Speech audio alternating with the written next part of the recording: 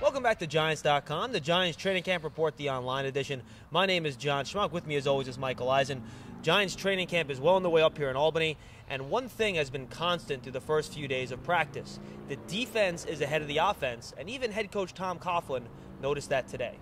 Well, I'd have to say the defense played well this morning. I think, I think the quickness of our front was obvious, and you saw some strong penetrating moves on the part of probably 3 or 4 different guys. And Mike, it's fairly obvious, not just to Coach Coughlin, but even to the naked eye from the sideline, that the defense is still a step quick.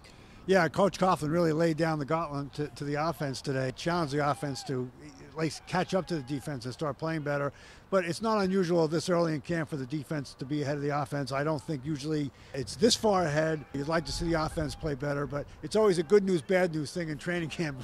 You know, you're happy about one unit playing well, but you're worried about the other unit. Now, we've spoken a lot about the secondary and the wide receivers, but you know what? The pads came on today for the first time in New York Giants training camp.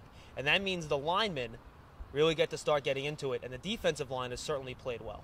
The defensive line has played well, despite the fact that it's missing bodies every camp. We know that Fred Robbins and Rocky Bernard are not practicing at all. Barry Cofield is 1 a day. O.C. Umenyiora is 1 a day. So is Justin Tuck. Jay Alfred's played very well, though. Chris Canty, the offseason acquisition from Dallas, has played very well. He's played almost exclusively at tackle. Matthias Kiwanuka is getting a real chance to show what he can do. So those linemen that have been out there, I think, have really dominated up front so far, or at least controlled things up front. But you'd like to see everybody come back. It was touted as the deepest group on the team, and so far that depth is lacking. One thing the defensive back spoke about today during media avails is this thing called EXTRA, extra.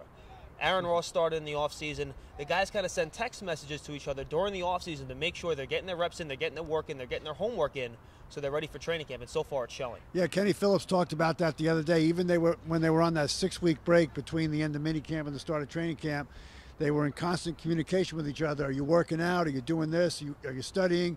Because those defensive backs really wanted to hit the ground running. And you've seen in camp, John, so far, the defensive backs have really done a good job. I'm not sure they had a pick this morning, but they did have 11 in the first 4 practices, and they've broken up. I mean, I've lost count how many balls they've not knocked down so far. Finally, we haven't talked about the rookies much so far in this camp. Anybody jumping out at you, the draft picks, or maybe even the undrafted free agents? Well, again, you go back to the backfield. Really, the last draft pick, Stoney Woodson, I think has done a nice job in coverage. Every time he's on the field, he seems to make a play. He's near the ball. He knocks balls down. And now up front, Hakeem Nicks made a couple of catches this morning, but he also had an egregious drop in the end zone, which you don't like to see. But I think the young defensive backs are doing pretty well. Mike, we appreciate it. We'll be back tomorrow for another Giants Training Camp Report, the online edition. Thanks, John. Nice to see you. For Michael Eisen, my name is John Schmelk. It's all Giants all the time, only on Giants.com.